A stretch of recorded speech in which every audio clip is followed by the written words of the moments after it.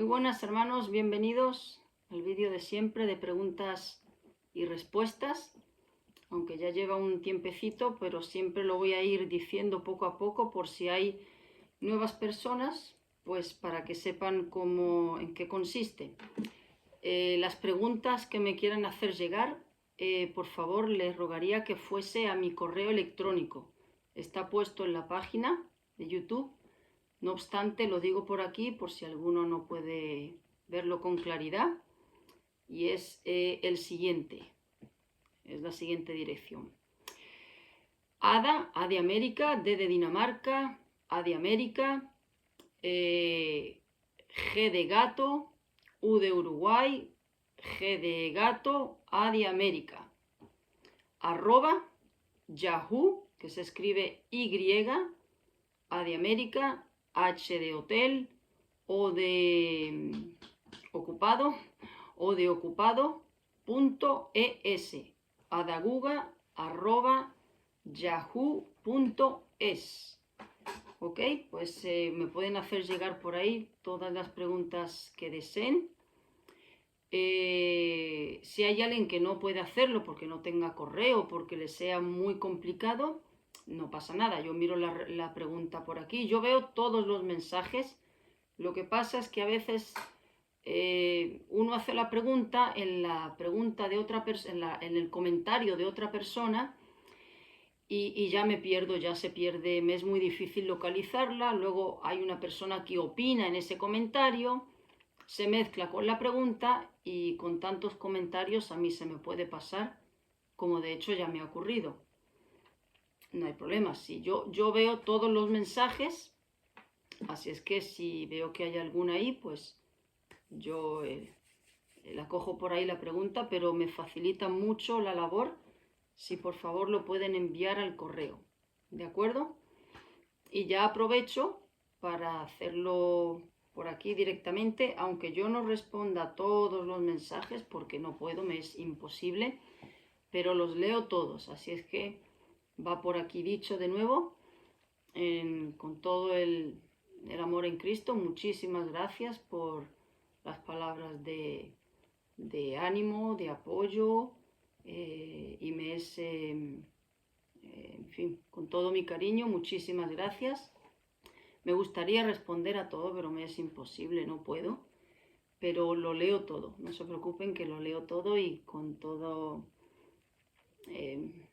mi agradecimiento les doy gracias por sus palabras de ánimo, de apoyo, de aliento, y por aquellos que oran, porque la oración lo es todo. Sin oración no podemos hacer absolutamente nada.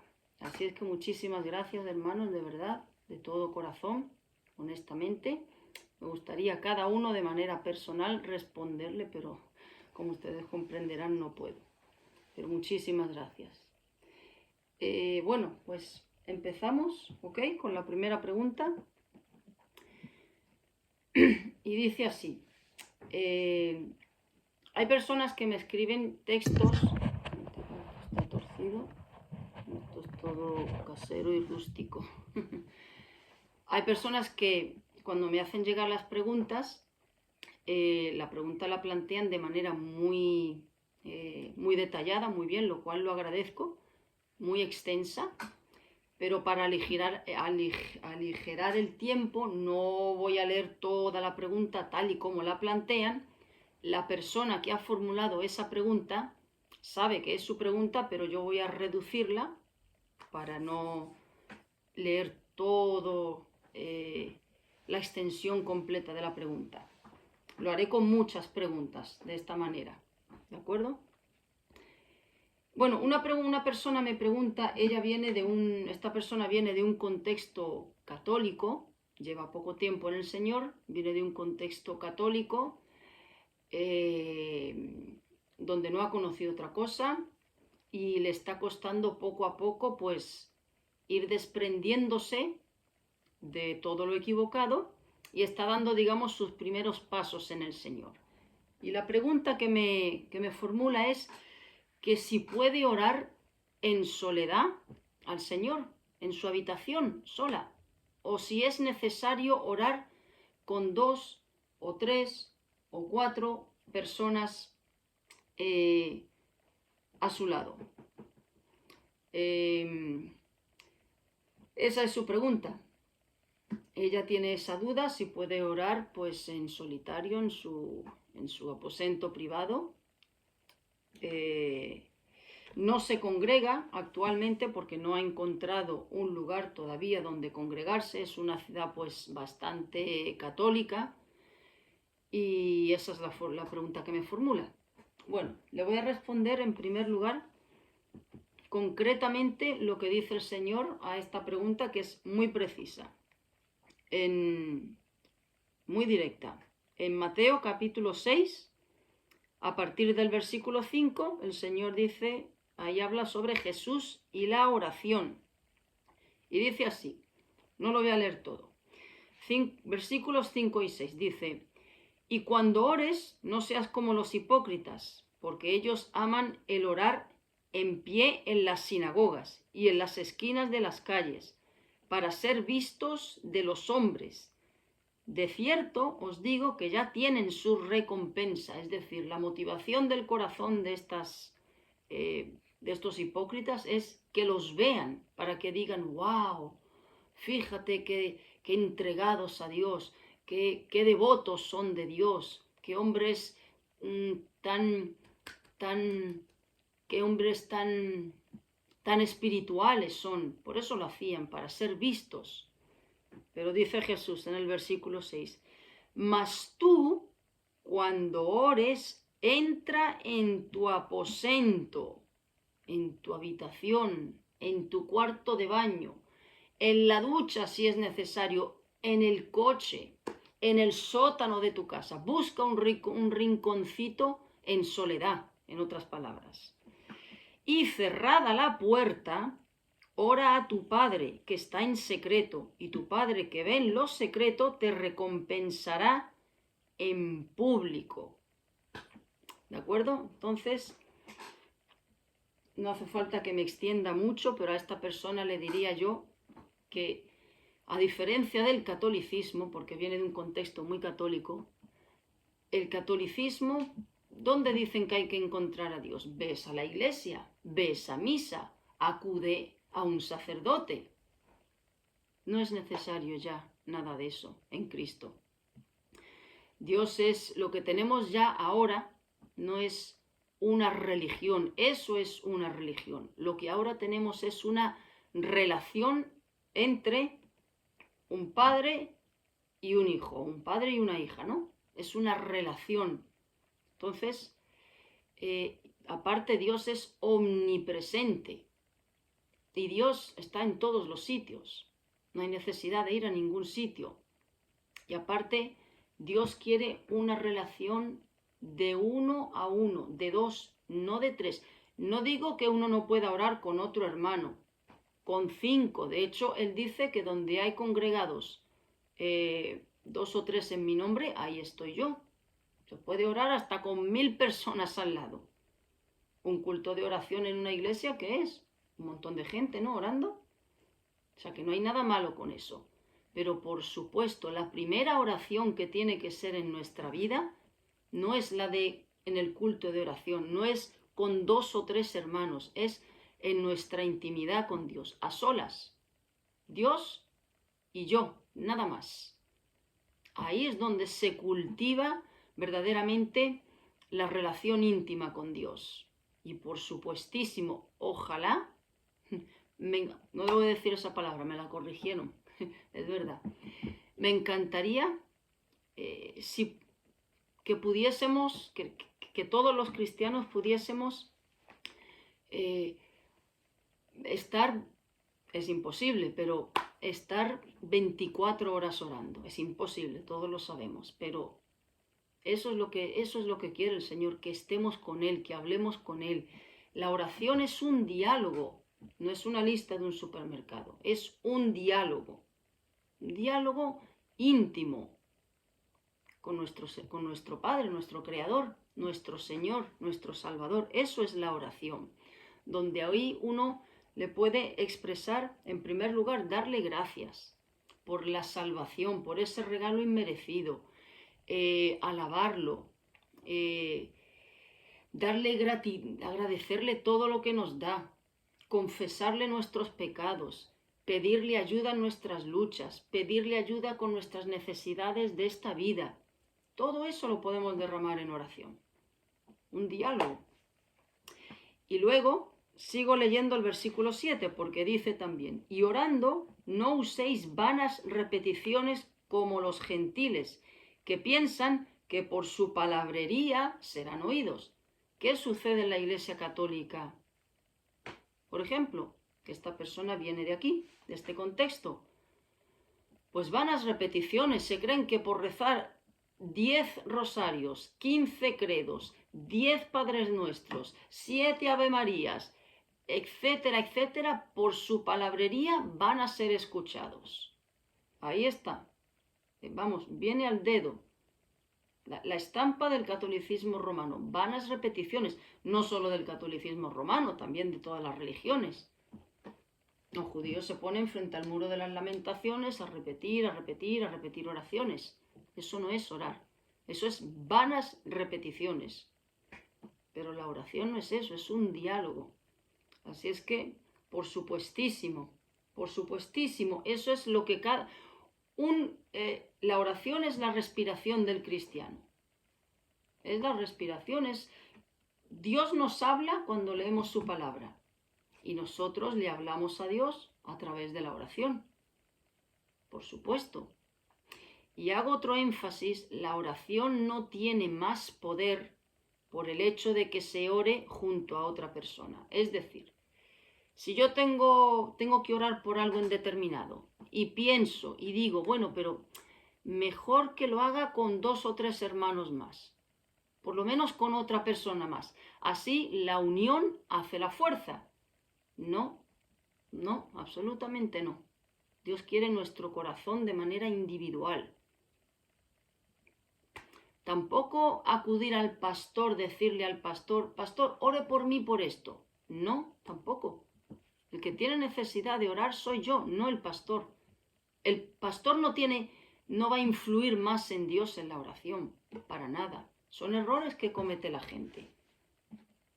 Todas nuestras necesidades, todo lo que pasa por nuestro corazón, todos nuestros anhelos, todos nuestros pecados, todo directamente a Él, en soledad, en cualquier sitio.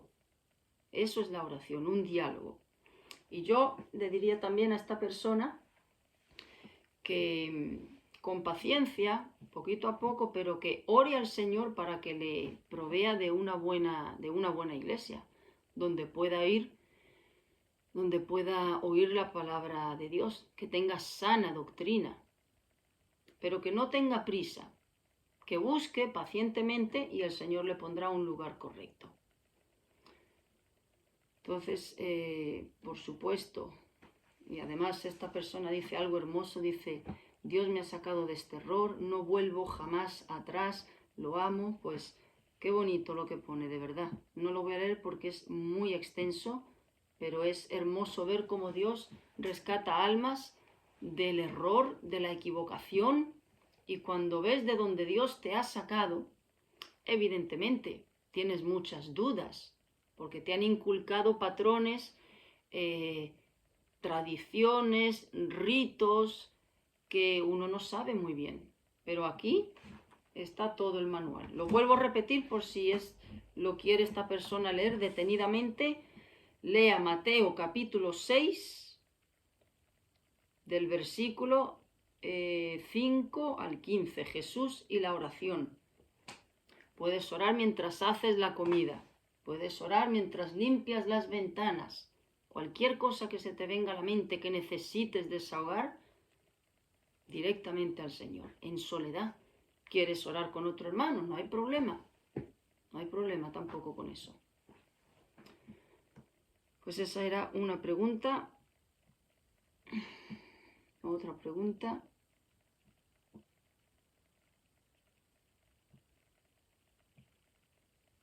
Dice así, esta persona. ¿Qué opinas de las iglesias que hablan en lenguas? Dice, yo era católico hasta que me leí los evangelios y se convirtió al Señor, ¿no?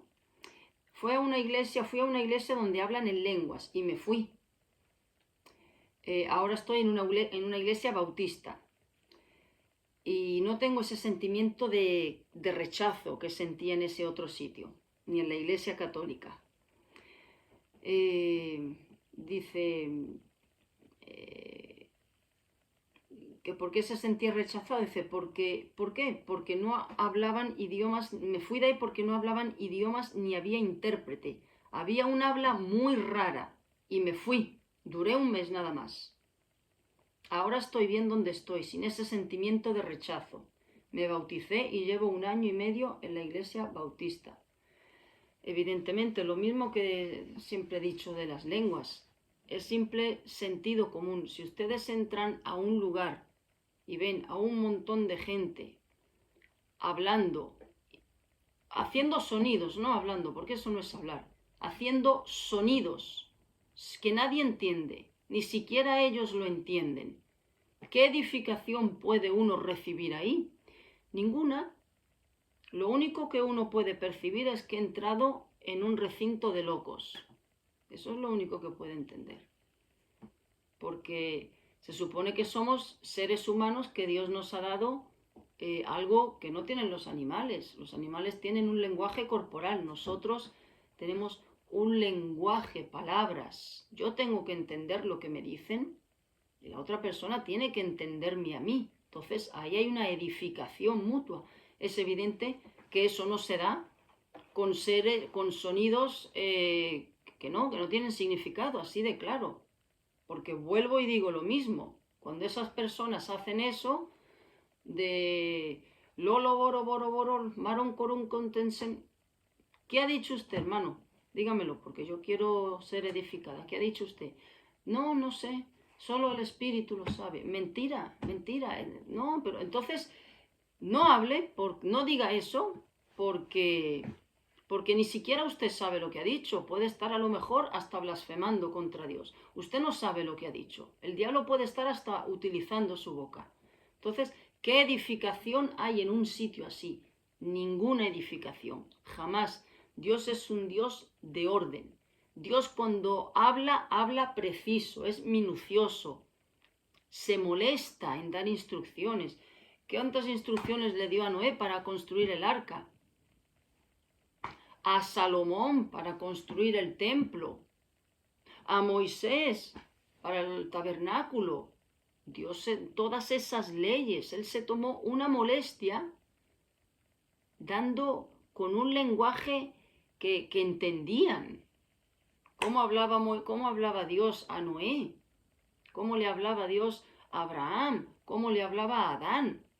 ¿Acaso decían ellos, no me entero, qué son estos sonidos? No. O sea, es que no tiene ni pies ni cabeza, de verdad, esto de las lenguas. No tiene ni pies ni cabeza. Cuando pasó lo de la Torre de Babel, que Dios, para que desistiesen de hacer esa obra, confundió sus idiomas. O sea, les dio idiomas, confundió su lengua. De ahí surgieron las lenguas. Pero eran lenguas que se entendían. Cada uno en la suya. No se pudieron entender entre ellos, porque uno hablaba una cosa, luego otra cosa. Pero es que, y ellos sabían ellos sí sabían lo que decían, pero aquí no es el caso. Aquí es decir sonidos que no tienen, que son sonidos. Y es que es como si yo me pongo a hacer ¡bú! ¿Qué significado tiene eso? Es que no hay significado. Entonces, en un lugar donde no me pueden decir qué es lo que están diciendo, ni el significado de lo que están sacando por su boca, es evidente que ahí no puedo estar. Así es que muy bien esta persona que se ha ido a una iglesia bautista, perfecto, tiene buena doctrina la iglesia bautista, esta denominación.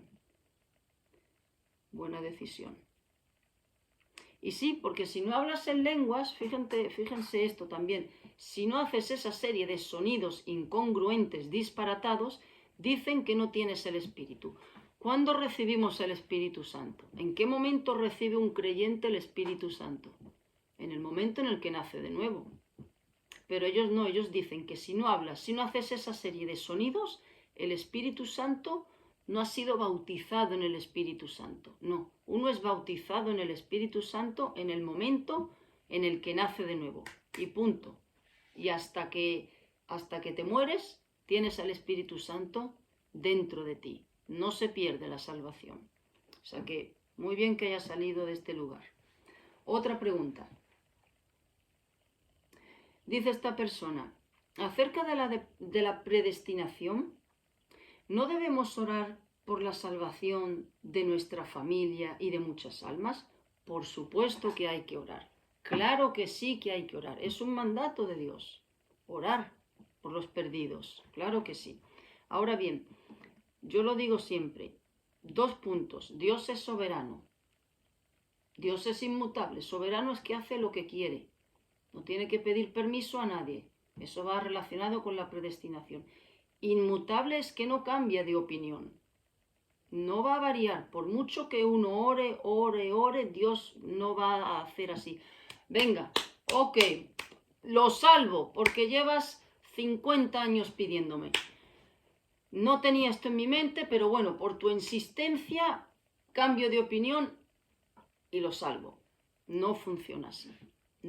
Uno de sus atributos es que Dios es inmutable. Completamente es el mismo, ayer, hoy y siempre. No va a variar, porque la criatura insista en un tema determinado, en este caso la salvación, él no va a cambiar de opinión. Va a hacer lo mismo que ya está decretado. ¿Qué es lo que hace la oración entonces? Porque a veces uno ora mucho por la salvación de alguien o por otros asuntos distintos, y ora no un día, no una semana, no meses, años, décadas. Y esa persona se pierde. No sucede, en otro asunto no sucede por lo que uno ha pedido. Entonces uno dice, bueno, la oración no sirve de nada. No, sí, la oración sí sirve. La oración no es para cambiar los planes de Dios, ni la opinión de Dios. No. La oración no es para hacerle así a Dios, ay, venga, te he torcido el codo. Por mi insistencia he logrado esto. No, la oración está diseñada para alinear nuestra voluntad con su voluntad y para cambiar nuestro corazón, para someternos a la decisión que Él ya tiene determinada a tomar. Pongo el ejemplo de un familiar inconverso y uno se pasa 40 años orando por ese familiar y ese familiar fallece diciendo yo no creo en Dios. Y uno dice, bueno, entonces ¿para qué he orado? Pregunto, ese familiar que ha estado 40 años orando por esa persona, por ese otro familiar, ¿estaba igual el primer día que empezó a orar? ¿Estaba igual que al cabo de 40 años? ¿En qué disposición está su corazón al llegar a esos 40 años, en ese último momento de vida de ese familiar? Pues mucho más sometido a la voluntad de Dios, más rendido a que Él decida hacer lo que quiera, más, ¿cómo se dice? Su corazón está más preparado para recibir el no de Dios que el primer día. Está más sometido en obediencia, más rendido a su soberana voluntad, ha conocido más a Dios durante ese tiempo. No se haga mi voluntad, sino la tuya. Es evidente que no está igual que al principio. Entonces, sí ha servido esos 40 años de oración, a pesar de que se ha ido sin Cristo. Porque la oración no es para cambiar lo que Dios ya tiene determinado. Nadie va a cambiar a Dios. La oración nos cambia a nosotros. Pone nuestra voluntad en la misma frecuencia que la de Él.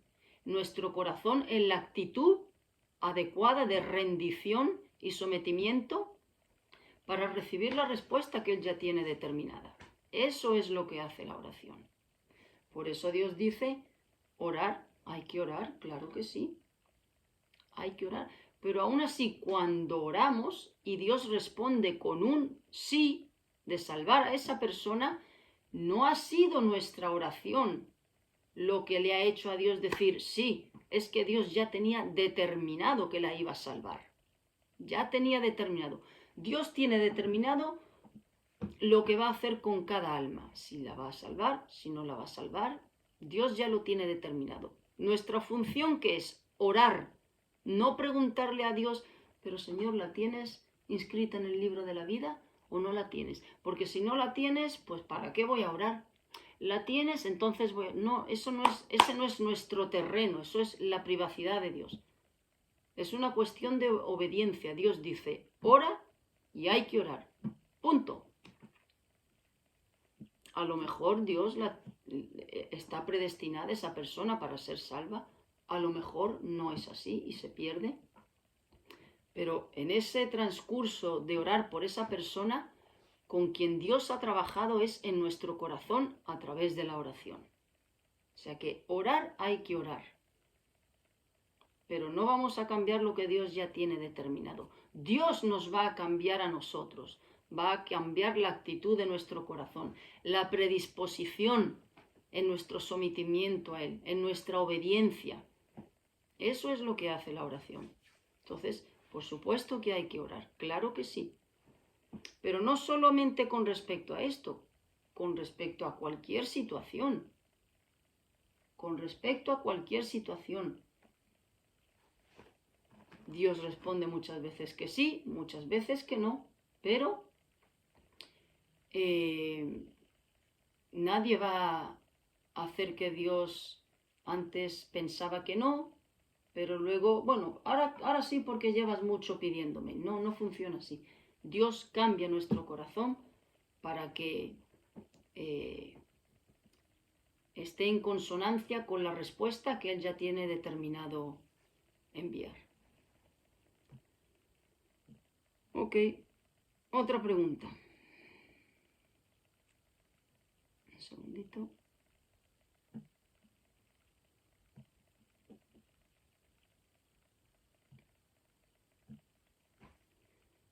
A ver.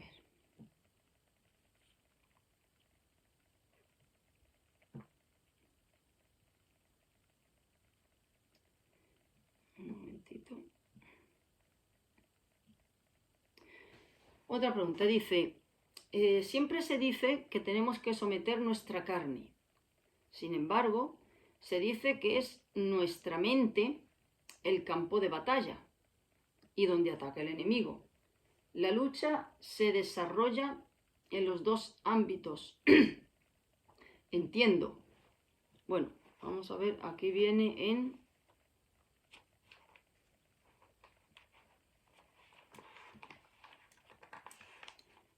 Romanos. En Romanos capítulo 12, versículo 2, dice lo siguiente. No os conforméis a este siglo, a este mundo, sino transformaos por medio de la renovación de vuestro entendimiento, para que comprobéis cuál sea la buena voluntad de Dios, que es agradable y perfecta. Ok. ¿Por qué hay que memorizar? ¿Por qué no solamente hay que leer la palabra de Dios, sino estudiarla, escudriñarla y archivarla aquí, aquí, aquí?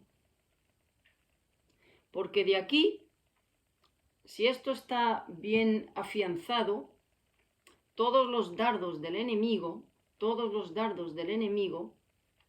vamos a poder, digamos, desviarlos. El problema es que el enemigo trae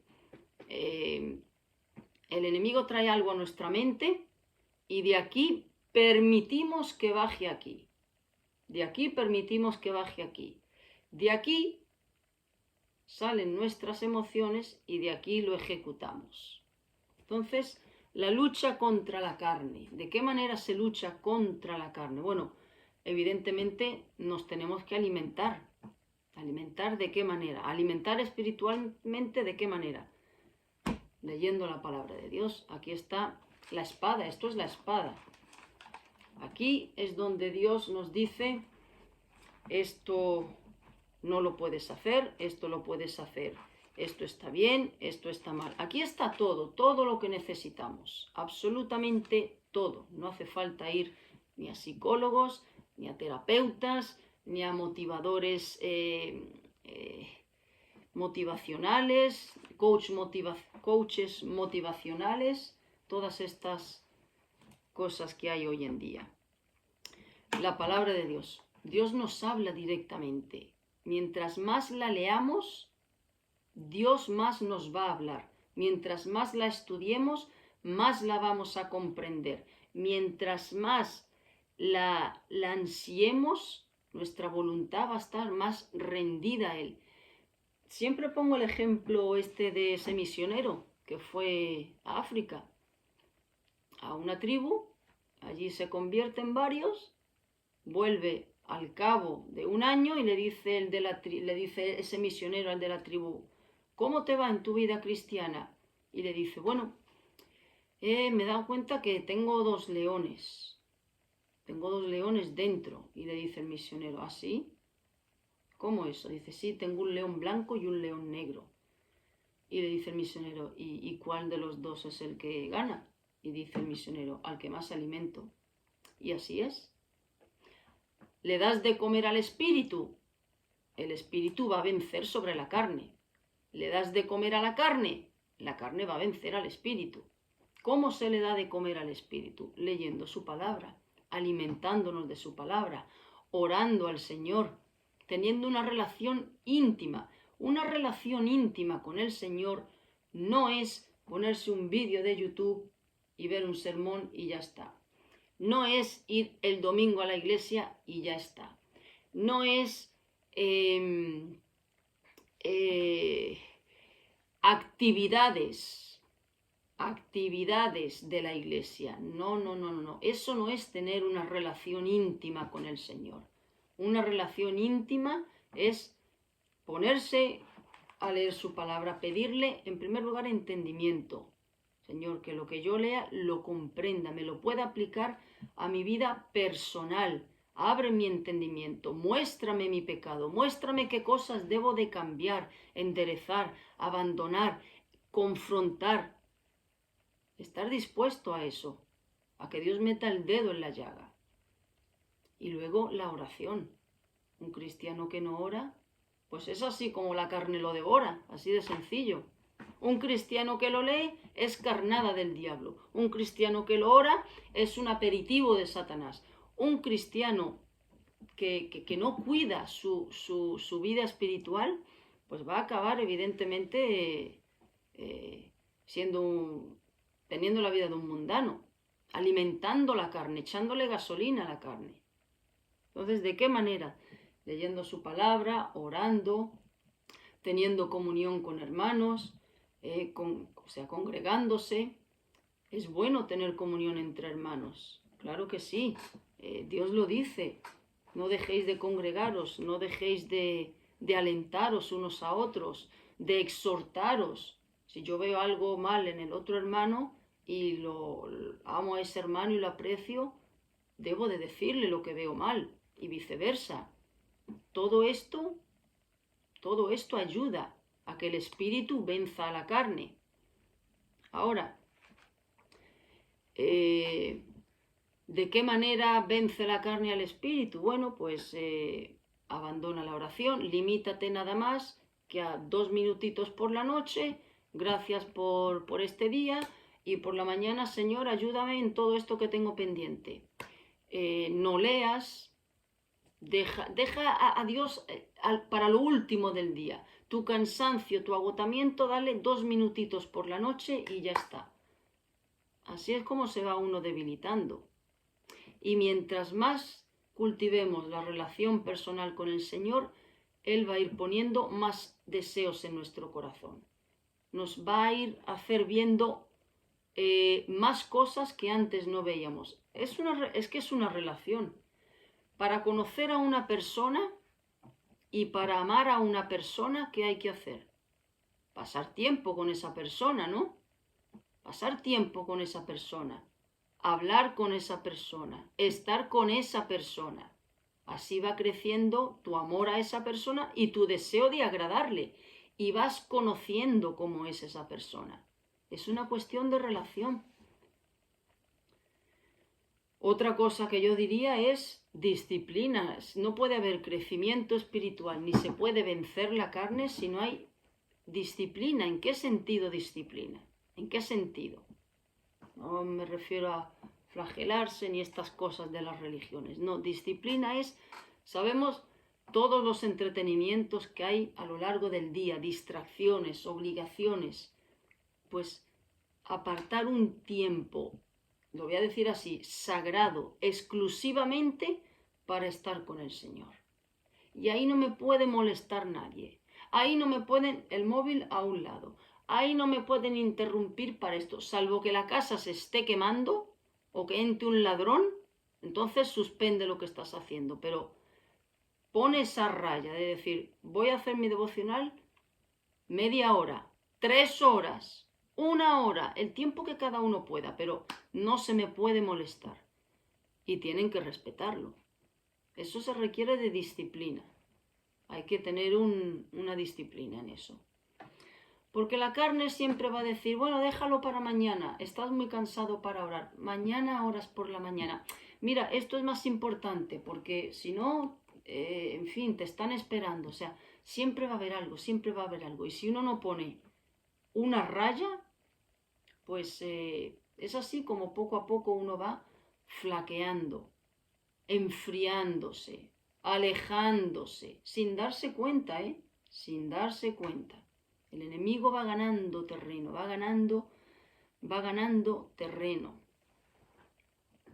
Entonces, no podemos evitar lo que dijo Lutero, que el enemigo traiga a nuestra mente malos pensamientos. No podemos evitarlo, pero sí podemos hacer así para enseguida desecharlo. ¿Qué dice la palabra de Dios? Llevando todo pensamiento cautivo a la palabra de Dios. El diablo mete algo malo en mi cabeza, enseguida sustituirlo. Pero el Señor dice esto. El diablo me dice, no perdones, mira lo que te hicieron, mira cómo han actuado. Enseguida, ¿qué dice Dios? ¿Qué dice Dios? Perdona a tu enemigo. No guardes rencor, quítense de vosotros toda amargura, perdonaos unos a vosotros. Es así como se debilita la carne. Es así como se debilita. Por eso es tan importante la lectura.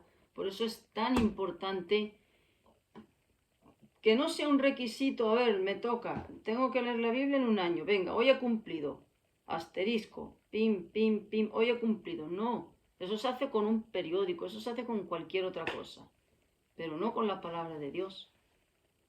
Entonces, todo pensamiento que venga aquí enseguida, ¿pero qué dice Dios? Todo lo que viene a nuestros oídos, ¿pero qué dice Dios? Siempre, siempre. Y actuar en consonancia a lo que dice Dios. Porque no podemos sacar por nuestra boca una cosa y luego proceder de la manera opuesta. Eso es el peor testimonio que hay. Y todos fallamos en eso, todos. No nos hemos librado ni uno, yo, todos, todos. Entonces seamos consecuentes con lo que creemos, con lo que sacamos con nuestra boca, porque si no va respaldado de nuestras acciones, pues la reputación de Cristo está en juego. Otra pregunta. En el Salmo 22, David comienza con angustia y termina en confianza. Dice, ¿qué nos dice esto sobre la relación entre sufrimiento y fe? El Señor usa los malos momentos para probarnos y fortalecernos en la fe. Una persona que tiene toda una vida regalada sin problemas, aparentemente estaría menos inclinada a buscar a Dios. Por supuesto, estaría menos inclinada, claro que sí. A ver, voy a explicar esto. Un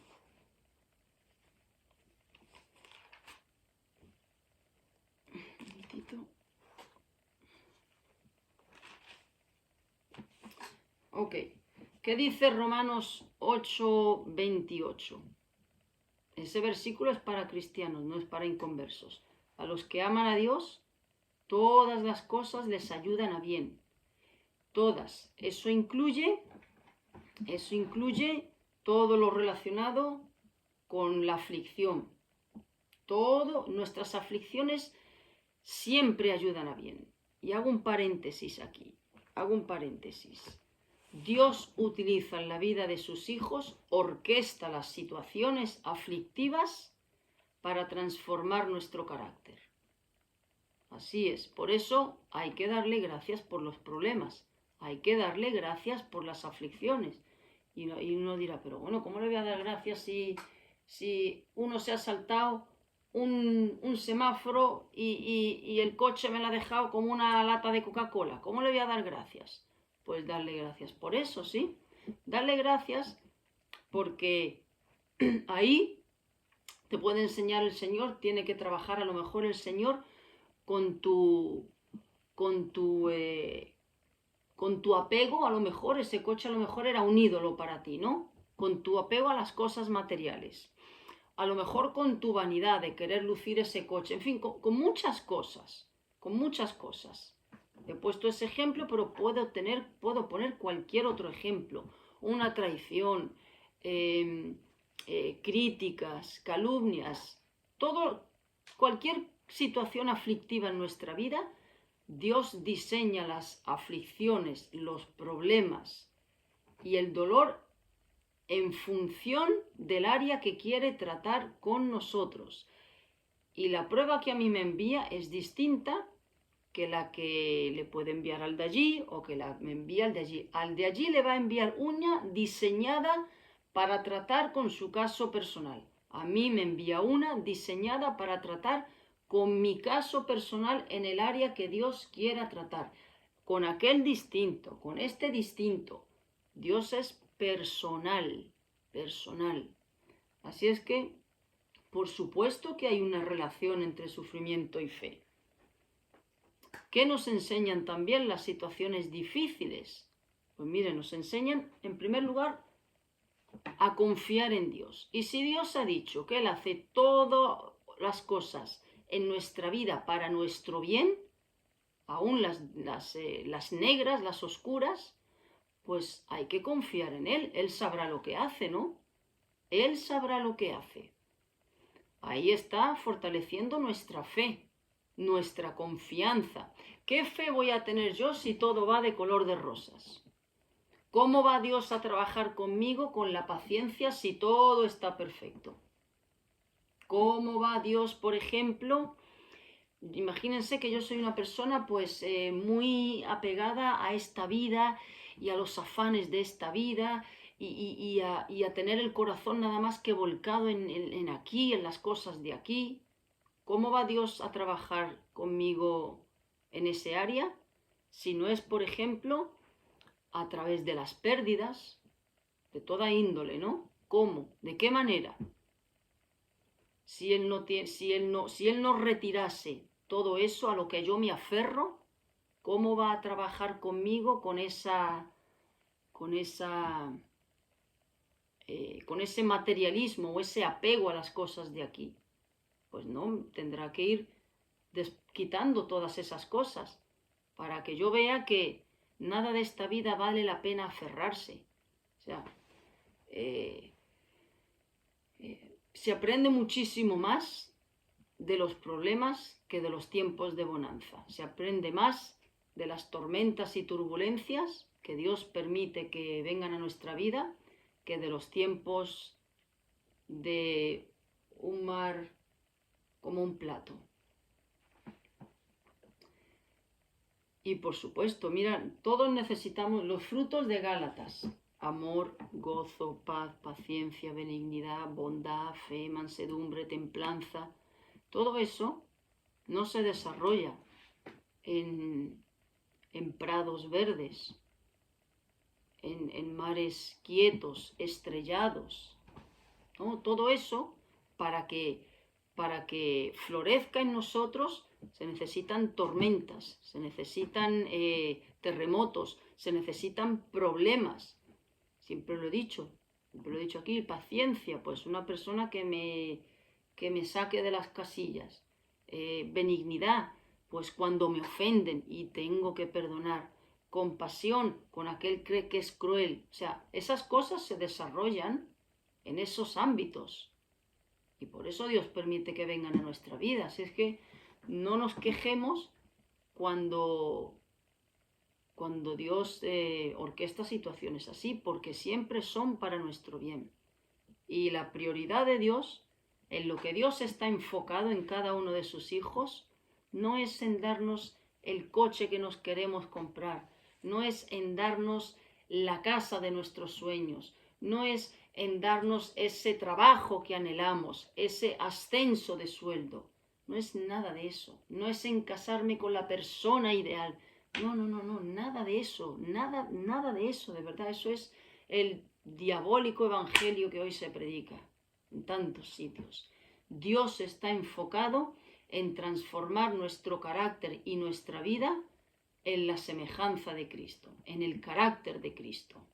Ahí es donde Él está haciendo así. Margarita, esto sobra. Lo pongo así para que se vea. Esto de aquí sobra. Esto sobra.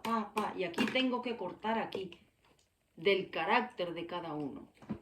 Dios, ¿qué es lo que nos llevamos de aquí? La casa, el trabajo, el novio, el marido, el hijo. ¿Qué nos llevamos de aquí? Si todo eso se queda aquí.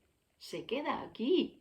Lo único que nos llevamos es nuestra alma, nuestro carácter. Eso es lo único. Dios está invirtiendo tiempo en nosotros en lo único que es eterno, que es nuestra alma. Otra pregunta. En Mateo 24, 6 al 8, Cristo dijo: oiréis de guerras, rumores de guerra, es necesario que todo esto acontezca, se levantará nación contra nación, habrá terremotos, etcétera, etcétera. Todo esto será principio de dolores. Dice, el contexto actual tiene mucho que ver con estos versículos. Es importante que no nos turbemos, ¿verdad? Yo siempre pienso que se está cumpliendo la palabra y la idea de estar con Cristo me llena de gozo.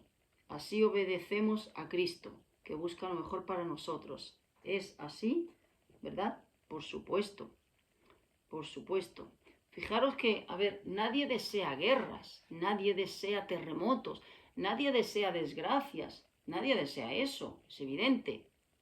Pero nosotros debemos de tener un sentir distinto, o sea, no alegrarnos porque muere gente en la guerra, no alegrarnos, ¡ay, qué bien ha saltado una guerra! ¡Ay, qué bueno, qué bueno, qué bueno, qué bueno! Un terremoto en Haití que han muerto 3 millones de haitianos, ¡qué bien, qué bien! No tenemos, nosotros debemos ser como Cristo, compasivos, llorar por el dolor ajeno, entristecernos, orar.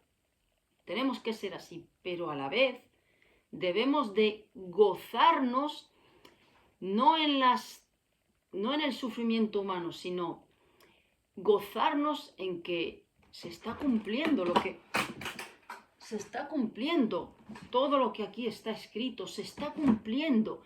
Debemos de gozarnos en ver cómo Dios es fiel en todo lo que Dios es fiel con sus promesas de bondad y sus promesas de juicio también. Debemos de gozarnos en ver que Dios está cumpliendo todo lo que dijo. No gozarnos en el dolor, en las tragedias, sino en que su palabra se cumple y desear. Hay un versículo que dice: cuando veáis que estas cosas empiezan a acontecer, erguíos, vuestra salvación está cercana. Es decir, estar contentos de que pronto os vais con el Señor. Esto, lo que estamos viendo, la situación actual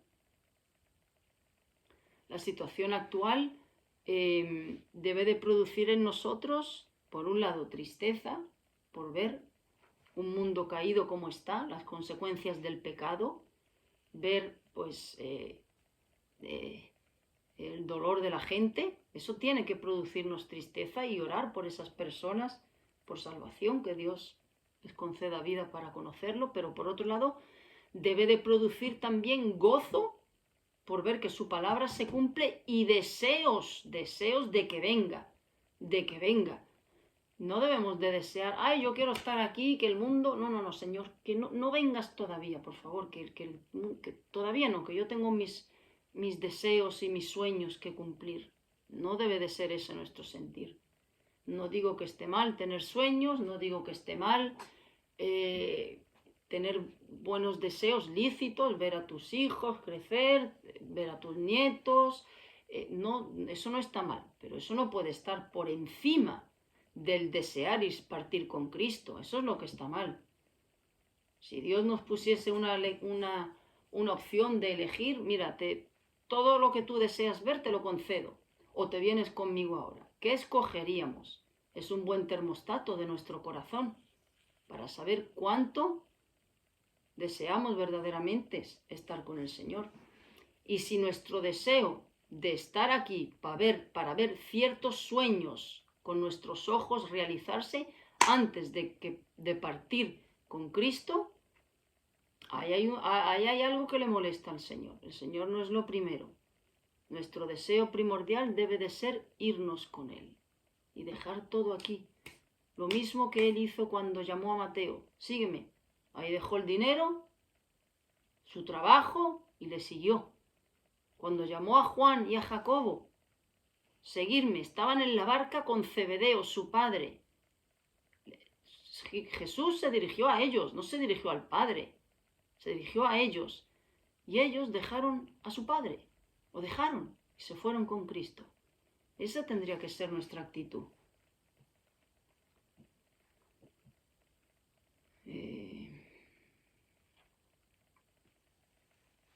Y lo mejor es partir con Cristo y estar con Él cuanto antes. Ahora, por ejemplo, por supuesto que estos son mis opiniones, estamos en Mateo 24, en los indicios de Mateo 24, y Dios tiene que ir moviendo ficha en el mundo, y Él utiliza, Él pone un rey, quita otro rey, ahora pongo a este, ahora pongo al otro, ahora levanto a Nabucodonosor para que se cumpla la profecía de que serían llevados cautivos a Babilonia, y levanto a este hombre para que esa profecía se cumpla.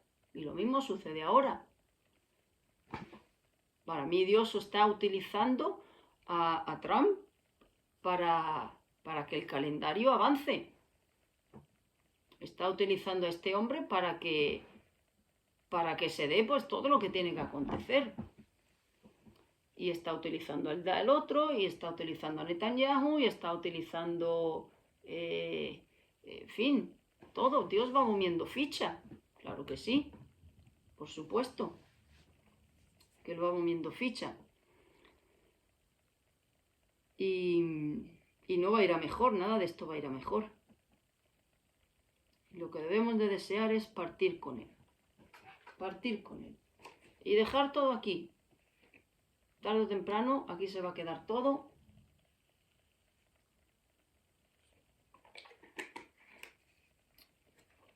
Así es que no digo que tener deseos esté mal, no digo yo también quiero ver cosas, me gustaría ver esto, lo otro, tengo mis deseos, pero lo que no puede es esos deseos estar por encima de desear partir con Él. Eso es lo que está mal. Pero no, primero déjame ver esto, entonces me voy contigo. No, porque los apóstoles, a mí me encanta esa llamada a Jacobo, a Juan y a Mateo. Me encanta, porque lo dejaron el trabajo, dejaron a su padre y lo siguieron. Otra pregunta. ¿Qué significa realmente ser tibio? Bueno, ser tibio lo voy a poner con ejemplos prácticos. Ser tibio. Yo soy cristiana, ¿no?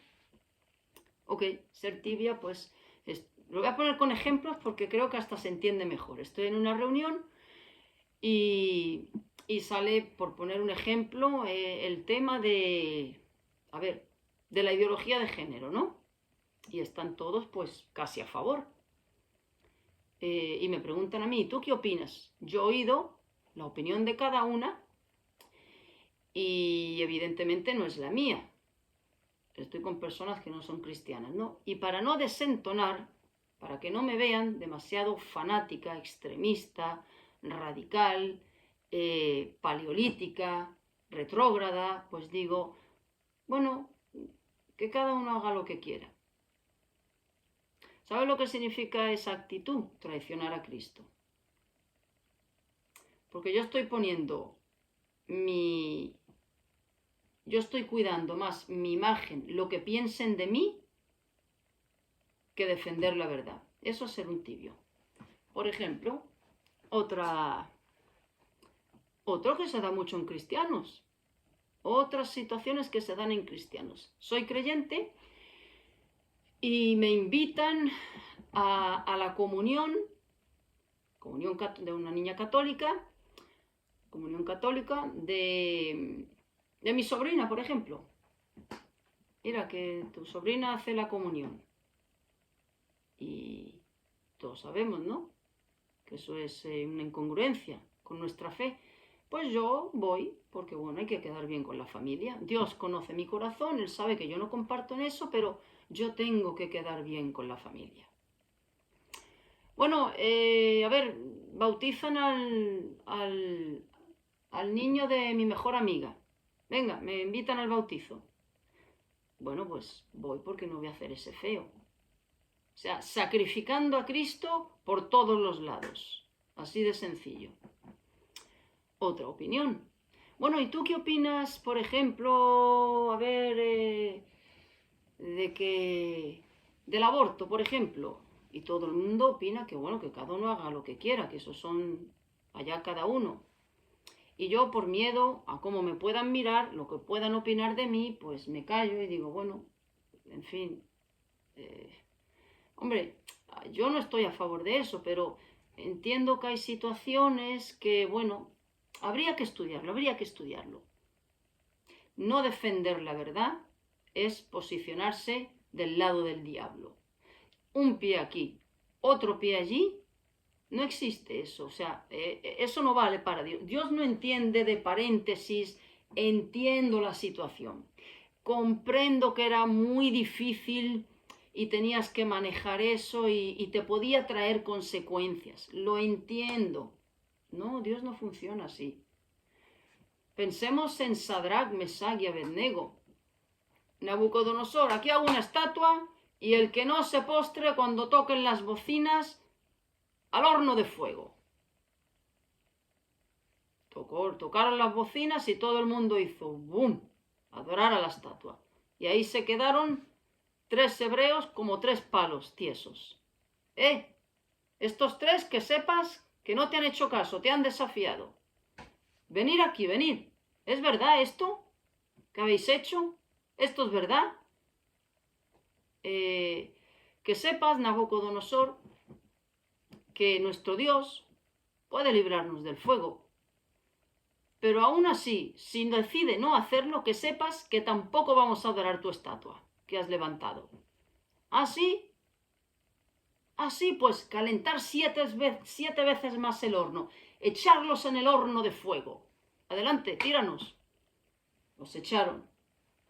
Salieron sin un pelo chamuscado.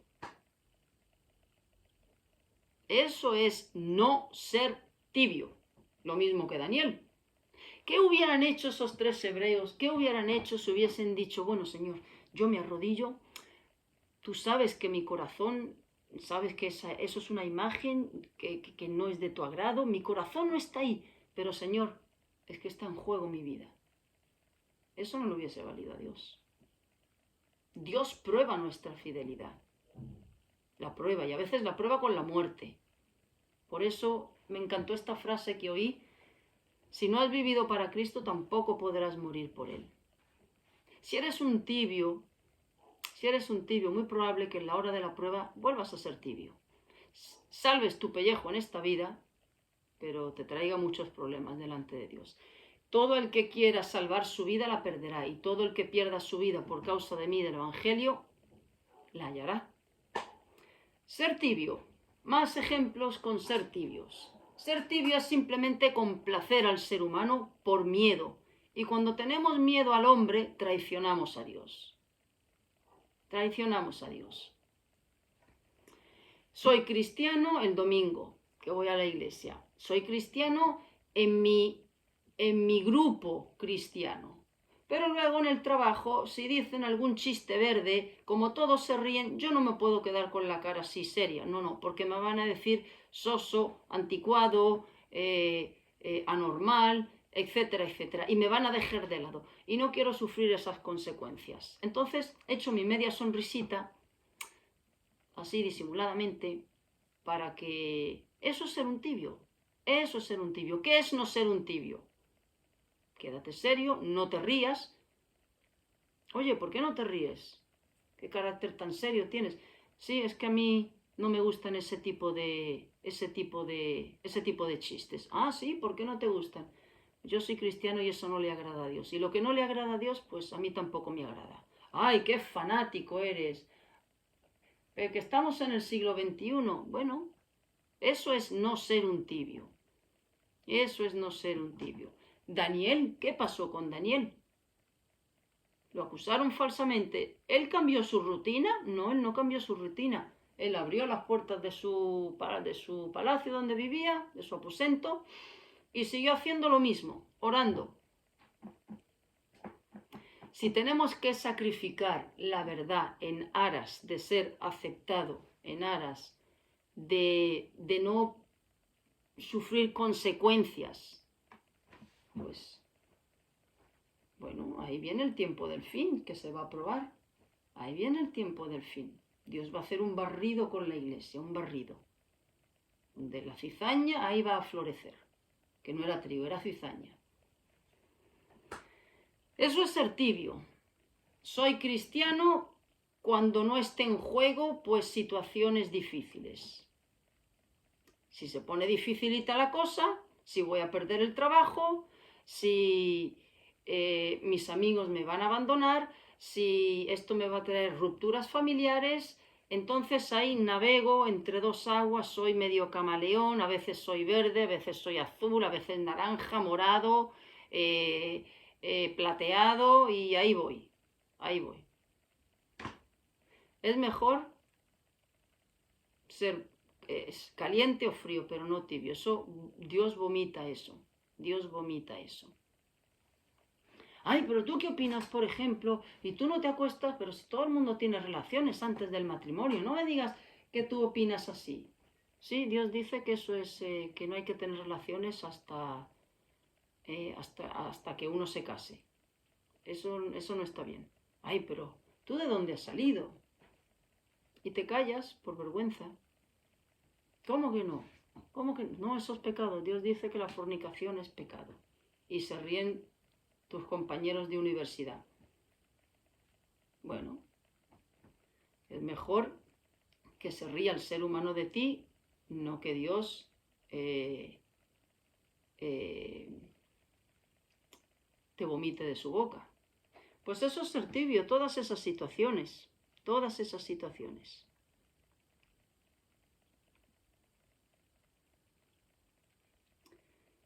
Así es que hay muchas áreas en nuestra vida donde podemos ser tibios y hay que tener cuidado.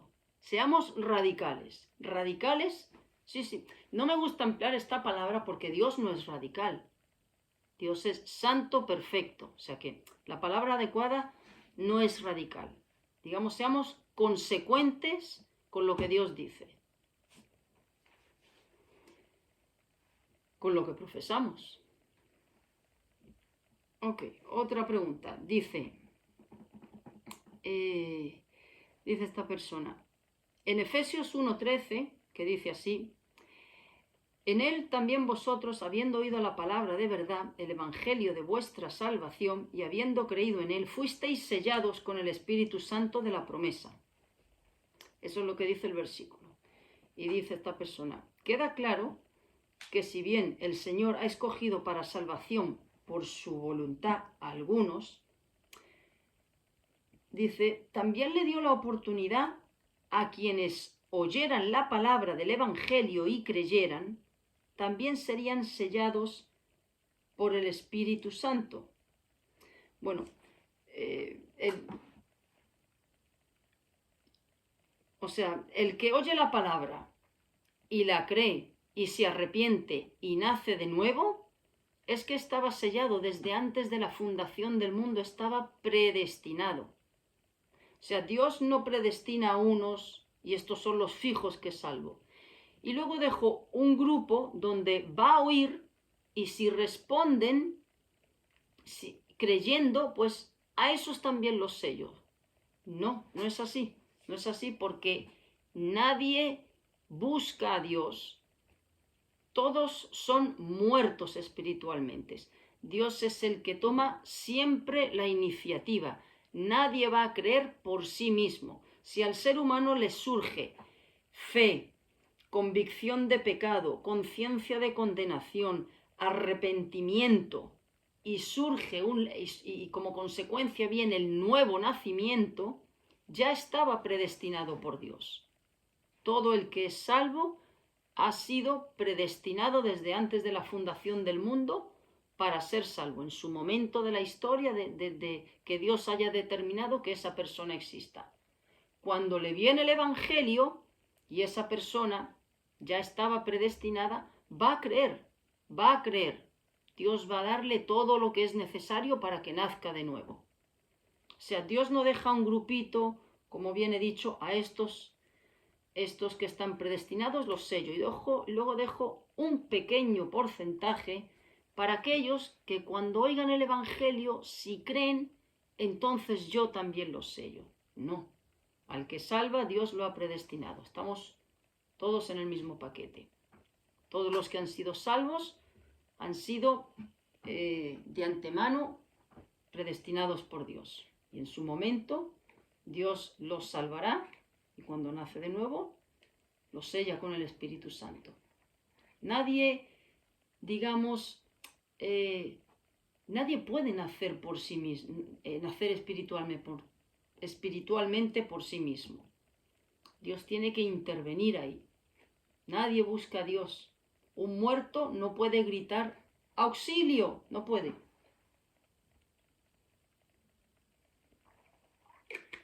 Para que grite auxilio, tiene que tener vida. Y el que da vida es Cristo. Ok. Otra pregunta.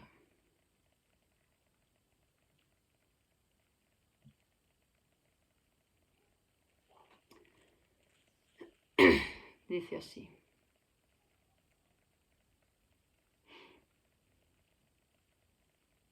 Un segundito.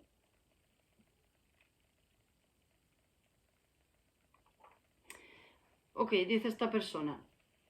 Hay una descripción física de cómo es Cristo en Apocalipsis 1, del 12 al 16, donde dice, el apartado es donde una visión del Hijo del Hombre, el Hijo del Hombre es Cristo, ¿no? Que dice así, y me volví para ver la voz que hablaba conmigo, y vuelto, vi candeleros de oro, y en medio de los 7 candeleros a uno semejante al Hijo del Hombre, vestido de una ropa que llegaba hasta los pies, ceñido por el pecho con un cinto de oro, su cabeza y sus cabellos eran blancos, sus pies semejantes al bronce bruñido, tenía en su diestra 7 estrellas, de su boca salía una espada aguda de 2 filos, su rostro era como el sol cuando resplandece en su fuerza. Eso es lo que dice. Y dice esta persona, pero muy pocos conocen esta descripción y nadie la usa para adorar a Dios. Dice, ¿será porque es una imagen que inspira más temor y hasta terror hacia los inconversos? ¿O acaso Dios permitió la idolatría del catolicismo romano para que así gran parte de la gente no se dieran cuenta de su imagen descrita en Apocalipsis y la adoraran? No. Esta descripción que hay aquí en Apocalipsis es simplemente un reflejo de la gloria de Dios, de la majestad de Cristo, de su santidad. Es una imagen, es una descripción de su gloria. Así se resume. una descripción de su gloria. No es una imagen física de cómo era él exactamente, es una alusión a su grandeza, a su gloria, a su esplendor, a su majestad. Eso es lo que significa, nada más que eso. No tiene nada que ver con lo de la Iglesia Católica ni nada de eso. Y a Cristo lo que hay que adorarle es por su grandeza, su misericordia, su amor. Si nos podemos acercar un poquitito a una descripción física de Cristo, lo más cercano que pone la Biblia es en Isaías 53, que dice, en el 53:2, dice, no hay parecer en él ni hermosura, le veremos más sin atractivo para que le deseemos. Cristo físicamente tenía que pasar desapercibido, no podía levantar entre las mujeres, digamos, admiración de qué guapo. Él era totalmente desapercibido, un ser humano normal. Y esa es la única alusión que hace a su aspecto físico. Pero lo de Apocalipsis es una descripción de su gloria. Otra pregunta. Retomando el tema del matrimonio, Cristo dijo en Mateo 5, 31 y 32 que si un creyente varón se casa con una mujer divorciada, cae en adulterio. Pero ¿qué pasa si esa mujer divorciada se convierte a Cristo y se arrepiente de sus pecados? Si se casa con un varón creyente, ya no se cae en adulterio, o por lo menos no cae en yugo desigual. Bueno, a ver, cuando una persona, la respuesta a esto es, cuando una persona no creyente se convierte a Cristo, ¿qué dice Dios? Nueva criatura es. Su vida pasada, su adulterio, lo que haya hecho, ya no cuenta, eso está en el fondo del mar. Nueva criatura es y puede perfectamente casarse con otro que sea cristiano. O sea, una persona cae en adulterio, no siendo cristiana, pero luego viene a conocer al Señor, nueva criatura es. Puede volver a casarse con tal que sea en el Señor con otra persona, con otro cristiano. Y viceversa, ¿no? Dios sepulta absolutamente todos nuestros pecados pasados en el momento en el que nacemos de nuevo. Entonces, sí puede volver a casarse con tal que sea en el Señor, porque su antigua vida ya ha sido perdonada, ya ha sido cancelada por Cristo. De ahí la palabra nueva criatura. Otra pregunta. En 1 Corintios 14, concretamente el versículo 5, Pablo hace alusión a hablar en lenguas y ejercer la profecía, pero dice que él preferiría que los creyentes dominen el don de la profecía. ¿Cómo se puede hacer eso si Dios ya estableció que sus últimos profetas fueran Malaquías, Juan el Bautista, el apóstol Juan, y todas las profecías ya están escritas? ¿Qué quiso decir Pablo con el don profético? ¿O se refiere más bien a lograr discernir que una profecía bíblica está por cumplirse o ya se cumplió? Bueno, 1 Corintios 14, 5 dice así.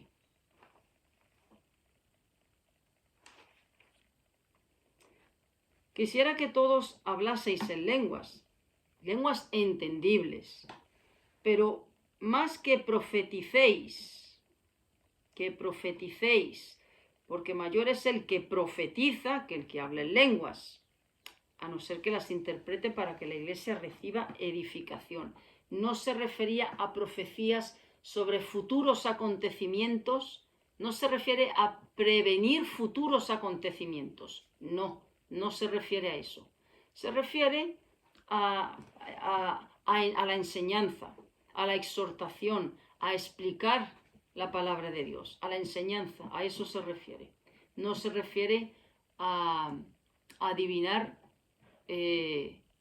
cosas futuras, no. La profecía está escrita y ya está escrita.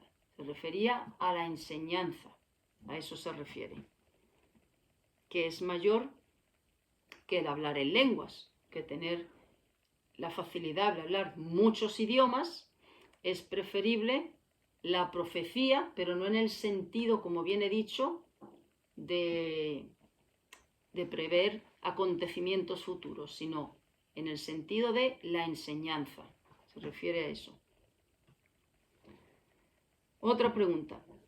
Dios constantemente nos pone a prueba a los creyentes. La pregunta la planteo a partir de 3 pasajes de la Escritura que desconciertan por el actuar del Creador. En Éxodo 4, del 24 al 26, luego de que a Moisés se le encargó liberar a Israel de Egipto, un ángel de Dios lo buscó para matarlo y se salvó porque Séfora, esposa de Moisés, circuncidó a su hijo. Bueno, sí, ese pasaje es bastante controvertido. Dios le dio al pueblo hebreo una señal, que era la circuncisión. Todo hebreo, todo niño que nacía, debía de ser circuncidado al 8º día. El hijo, Dios cuando le mandó la misión a Moisés, su hijo le mandó liberar a los hebreos, pero él tenía un hijo que no estaba circuncidado. Y Dios, digamos, con el buen sentido de la palabra, lo confronta a Moisés con ese pecado. Tú vas a liberar a mi pueblo que son judíos y el sello que tiene el pueblo hebreo es la circuncisión. Ese es el pacto, ¿no?, que yo hice de que ese es mi pueblo. Y tú vas a liberar a mi pueblo y tienes a tu hijo sin ese distintivo que yo he demandado. Entonces, por eso fue, esa es la explicación de ese pasaje. Y ahí lo circuncidó Séfora. Otro punto que tiene controversia. Dice, cuando fue el censo del rey David al pueblo de Israel y que provocó una peste, en 2 de Samuel 24:1, se da a entender que fue Dios quien le metió a David la idea del censo. Pero en 1 de Crónicas 21:1 se dice que fue Satanás quien incitó a David a hacer el censo. Sí, evidentemente no fue Dios. No fue Dios. David lo que hizo fue apoyarse, buscar la confianza y el apoyo en la parte humana, en vez de confiar en Dios. El diablo le metió eso en la cabeza y le puso ese deseo de hacer el censo. No vino de Dios ese deseo. David buscó seguridad y apoyo donde no tenía que buscarlo. En el ejército tan numeroso que tengo. Eso se lo puso Satanás, no se lo puso Dios. Es que viene distinto los dos sitios, pero no partió de Dios. Esa idea partió de Satanás, que él pues dejó calentarse el oído o la mente y llevó a cabo ese censo. Pero no partió de Dios la idea. Y el tercer punto que le causa controversia, dice, en los evangelios de Mateo 10, versículo 34 al 36 y Lucas 12, 51-53, Cristo dijo que no vino a traer paz, sino espada y conflicto entre familiares. Pues evidentemente, cuando una persona se convierte, dice Dios que los enemigos del creyente serán los de su casa. La primera persecución que tiene el creyente no es en el trabajo, también la tiene, no es en la calle, también la tiene. La primera persecución viene en casa. ¿Qué pasa con los musulmanes? Eso se ve muy evidente. Cuando un musulmán conoce a Cristo, su casa, su padre o su madre, su hermano, van a matarlo. Van a matarlo. Pero no hace falta ser musulmán.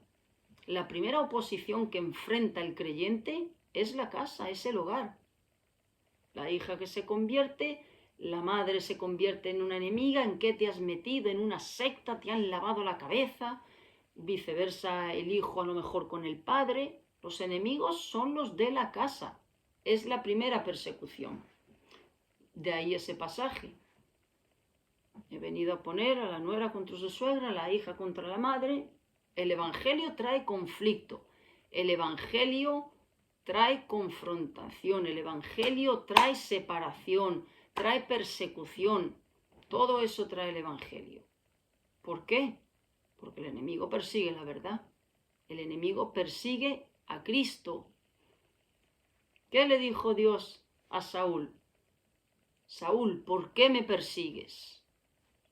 Lo mismo sucede en el ámbito familiar.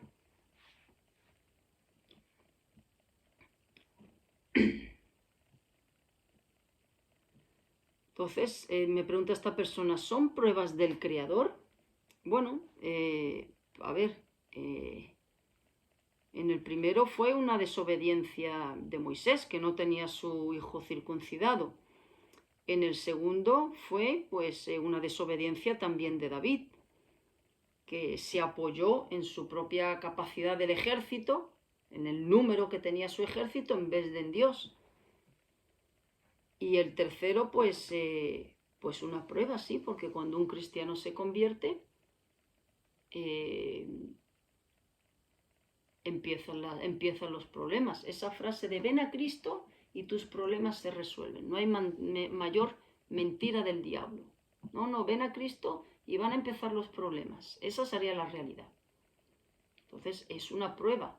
En el caso este es una prueba, claro que sí, con la familia. Otra pregunta, me dice esta persona, ¿qué opinión tienes de los tatuajes? Porque hay un pastor que dice que no es pecado, escuché. Y dicen que es una mala interpretación de Levítico 19:18. Aunque este pastor sí dice que llame a la reflexión, sí llama a la reflexión, a la prudencia, y que en lo personal no lo aconseja. Bueno, Levítico 19:18 dice, si mal no recuerdo, no imprimiréis en vosotros. Levítico 19:18. No, 19:28. No ni imprimiréis en vosotros señal alguna, yo Jehová. Y el 21:5 dice, ni en su carne harán rasguños. Bueno, son costumbres de pueblos paganos. Todas esas cosas son costumbres de pueblos paganos. Entonces, ¿un tatuaje qué es? Hacerse señas en la carne, hacerse rasguños. Yo personalmente no le veo ningún sentido a que un cristiano se tenga que hacer un tatuaje. Para nada. Si nuestra identidad está en Cristo, ¿qué identidad necesitamos manifestar a nadie? ¿Qué queremos mostrar a nadie? Entonces, yo personalmente considero que un cristiano no debe de hacerse ningún tatuaje, ninguna señal en la piel. ¿Para qué? ¿Para qué? Si nuestra identidad está en Cristo. Aparte, yo personalmente, eso ya es algo ya de cada uno, desde luego que no lo haría, aparte de que no trae nada bueno para la piel y puede traer consecuencias perjudiciales a lo largo del tiempo. ¿Pero qué necesidad hay de ponerse un tatuaje? Ninguna, porque incluso la gente se lo hace en lugares que no se pueden enseñar. ¿Para qué? ¿Qué necesidad con qué se tiene que identificar un cristiano? No hay ninguna necesidad. Yo personalmente veo que un cristiano no debe de hacerse un tatuaje, está fuera de lugar. Y ante la duda, no, yo no me imagino a Cristo. Es que yo no me imagino a Cristo con un tatuaje. Si Cristo viviese hoy en día, no me lo imagino haciéndose tatuajes. Y puedo poner muchas más preguntas. ¿Me imagino a Cristo en una discoteca, por ejemplo? Tampoco me lo imagino. ¿Me imagino a Cristo, por ejemplo, no sé, fumando un cigarro? Tampoco me imagino a Cristo fumando un cigarro. ¿Me imagino a Cristo jugando a la lotería? Tampoco me imagino a Cristo jugando a la lotería. ¿Me imagino a Cristo en un carnaval de Brasil viendo el espectáculo? Tampoco me lo imagino ahí. Entonces, es una pregunta que puede ayudar mucho. ¿Haría Cristo esto en mi lugar? Así es que yo, desde luego, jamás me haría un tatuaje. Jamás, pero jamás de los jamases. Yo veo aquí claramente que no deben de hacerse. Dios dice, no hagáis rasguños en vuestra piel.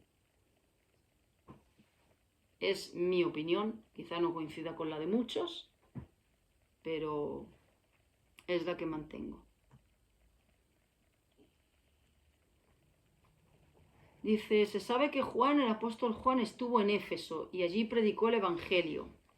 Además, hay una carta de Apocalipsis que es a Éfeso, la carta de una de las iglesias que recibieron el mensaje, ¿no? En Apocalipsis. ¿Por qué el apóstol Pablo también le escribió una carta a esa iglesia? Bueno, pues porque estuvo en Éfeso, Pablo. Esa es la respuesta, porque estuvo en Éfeso. ¿El por qué? Pues fue la voluntad de Dios que escribiese una carta a los efesios. Y sigue preguntando esta persona, ¿o Pablo lo hizo en una época en la que Juan no estaba en Éfeso, ya sea porque aún no vivía allí o estaba preso en la isla de Patmos? No hay constancia de que Pablo coincidiese en vida con Juan, no hay constancia.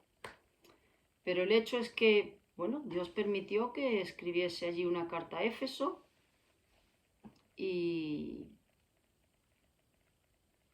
el motivo, pues Dios lo permitió. Que coincidiesen ellos, no se tiene constancia de que coincidiesen los dos. No sé, aunque Juan fue el apóstol que más vivió, pero no se tiene constancia de que coincidiesen en ministerios al mismo tiempo. Así es que no puedo dar más información. No tengo otra cosa que responder a eso. Me pregunta esta persona qué opinión me merece el personaje de Lilith, que es la primera y real mujer que existió en la tierra antes de Eva, pero que no es bíblica. ¿Por qué será que mucha gente se aferra a creer que Lilith sí es bíblica? Y por conspiraciones sacaron su historia de Génesis. Bueno, esto es una fábula del diablo de una tradición judía y es un engaño del diablo nada más. Otro de sus muchos inventos. Otra pregunta. ¿Por qué los profetas Elías y Eliseo no dejaron textos bíblicos con sus nombres, más allá de sus vivencias relatadas en los libros de los reyes? Incluso Juan el Bautista, quien tenía el espíritu de Elías, tampoco dejó nada por escrito, como por ejemplo un evangelio. ¿Cómo sería la historia si hubiesen dejado algún texto? Pues no sé cómo sería la historia.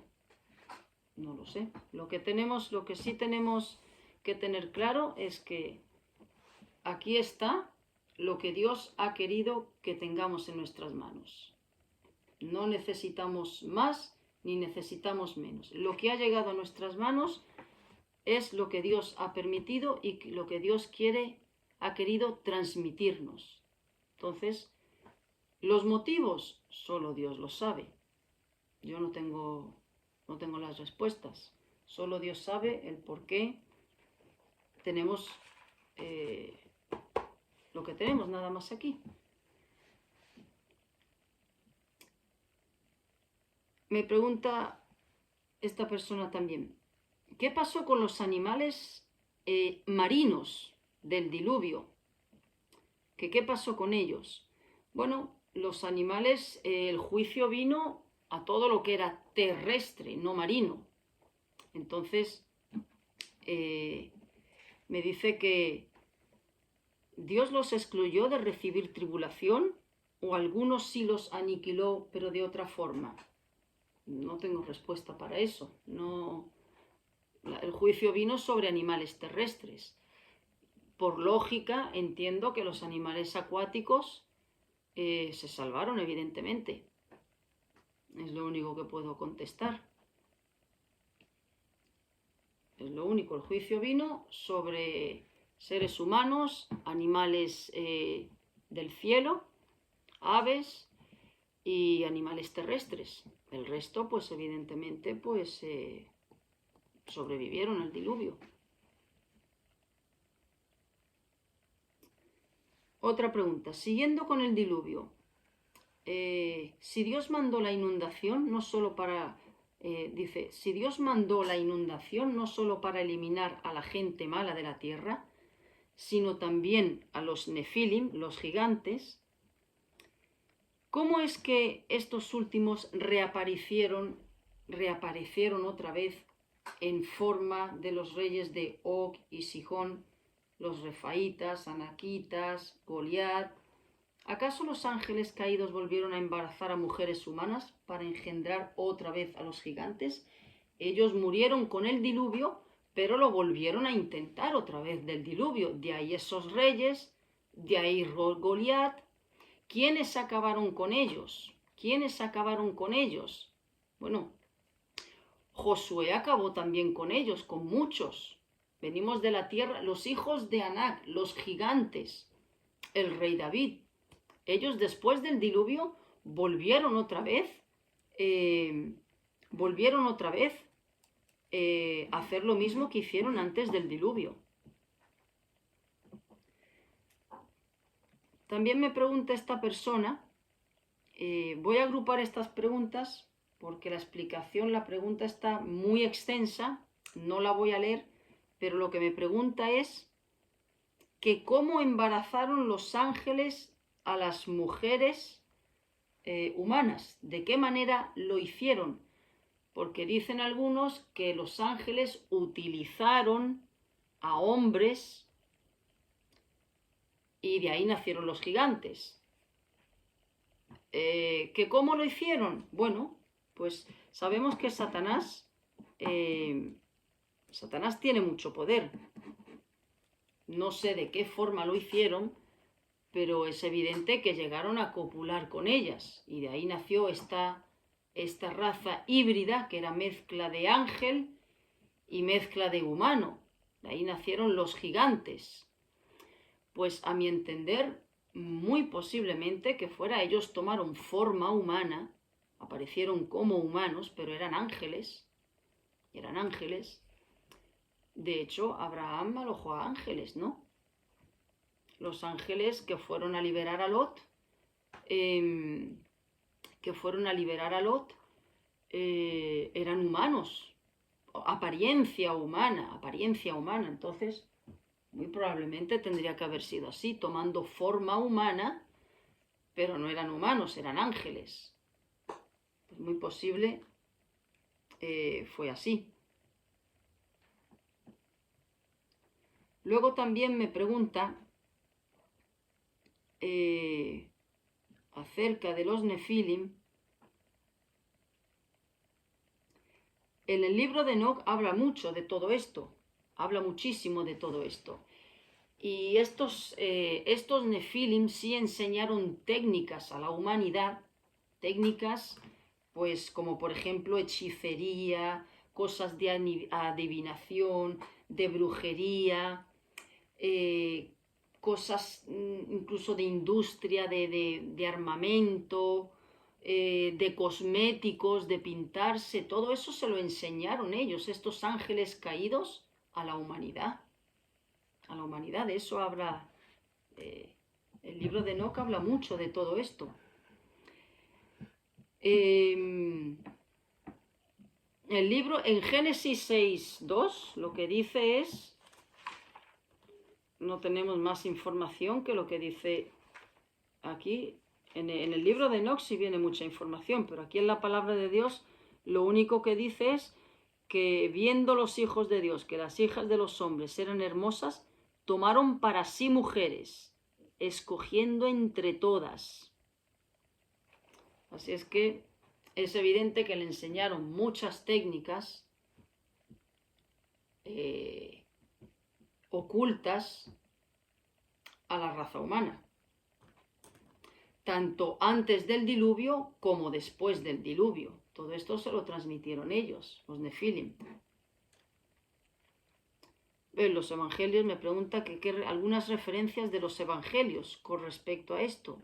Yo no veo en los evangelios ninguna referencia a las técnicas que los Nefilim le enseñaron a los humanos. No hay ninguna referencia. Dice ahora otra pregunta. Viendo a la humanidad actual que vive entre tanta depravación, y lo más reciente ha sido esta moda de los Therians, ¿está el mundo humano igual o peor que los días de Noé antes del diluvio? ¿O igual o peor que los días de Lot? Si hiciera el comparativo, ¿en cuál época se cayó más bajo? ¿Días de Noé o días de Lot en Sodoma? Bueno, yo creo que hoy en día el mundo está peor que en la época de Noé y que en la época de Lot. Hoy hay verdaderas barbaridades, verdaderas, ya no es solo lo de los Therians, he leído también de gente que una persona que su sueño era ¿cómo se llama esta tendencia? La creo que es transincapacidad, que su sueño es estar ciega, o sea, perder la visión. Su sueño es ir en una silla, estar tetrapléjica. Hay gente que llega a provocarse lesiones así porque su sueño es ser así. Eso es la mente ya totalmente poseída por Satanás, perturbada por las tinieblas. Porque fijaros, en la época de Lot, Sodoma y Gomorra, había mucha depravación sexual, pero no solo sexual, de mucha maldad, ¿no? Pero hoy en día el avance tecnológico también, la maldad se ha ido sofisticando, se ha ido refinando, es más grotesca, es más diabólica. Mientras más avance, más maldad. El ser humano idea más cosas. Hoy en día se ven, porque no se me vienen ahora a la mente, pero a veces uno ve en las noticias o en noticias que salen que uno dice, es que es imposible que esto sea real. Es imposible. Yo opino que mientras más avance, desde luego, la maldad es mayor. La maldad es mayor. Hoy en día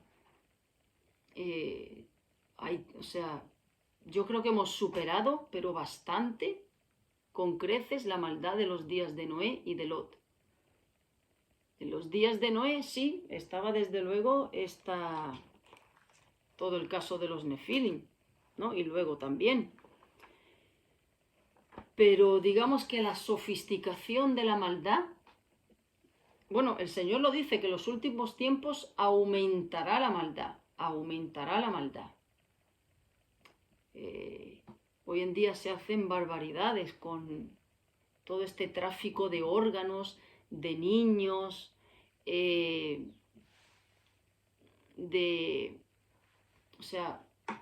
yo creo francamente que hemos superado los días de Noé y los días de Lot. Bastante. ¿Debido a qué? Pues al avance. El ser humano está cada vez más insensibilizado, más sofisticado en cómo hacer daño, y todo eso, pues el abanico de las locuras crece evidentemente. Yo, señores, yo dudo que dudo que en la época de Noé y de Noé, de Lot, hubiera gente, por ejemplo, o un señor de 1,90 con una barba hasta aquí, que de 8 de la mañana a 4 de la tarde sea un director de banco, llegue a su casa, se desnude, se ponga un pañal, se ponga un chupete y se acueste en una cama, no, en una cuna con un babero. Yo dudo que eso hubiese sucedido en esa época. Hoy en día sucede eso. Sucede. Yo dudo que en esa época hubiese un señor que es arquitecto, que es ingeniero, que llega a su casa y empieza a andar como un perro y empieza a levantar la patita y a orinar por las esquinas, y la mujer tiene que ponerle un cuenquito con pienso, y porque eso es un can. Durante esas horas de estancia en su casa, no sé cuántas son, pero es un can. O sea, yo dudo que eso sucediese en esa época, sinceramente. Yo lo dudo. Quizá habría alguno, no voy a decir malito, no, es que no son malitos. Algún poseído, así, pero lo que hay ahora, pero es que dudo que eso sucediese en esa época. Toda esta locura que ha traído de la identidad, o sea, el diablo tiene que estar de verdad muerto de la risa con el ser humano, lo digo en serio, pero riéndose sin parar, Yo dudo que en esa época hubiese, no sé, son tantas cosas, que alguien se quemara los ojos porque quiere ser ciego. Yo dudo que eso sucediese. Hoy están lo que he dicho, creo que es transdiscapacitados, una cosa así. Gente que sueña con ser discapacitada. Lo dudo, es que lo dudo de verdad. Bueno, pues hoy en día existen esas cosas.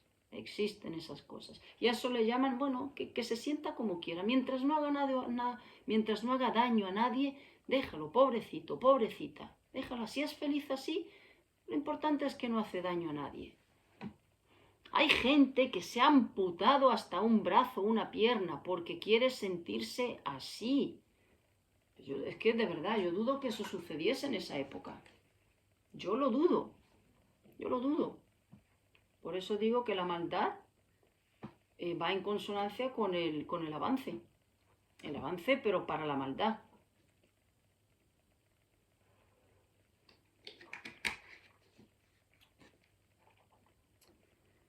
Y bueno, pues ya está, se han acabado.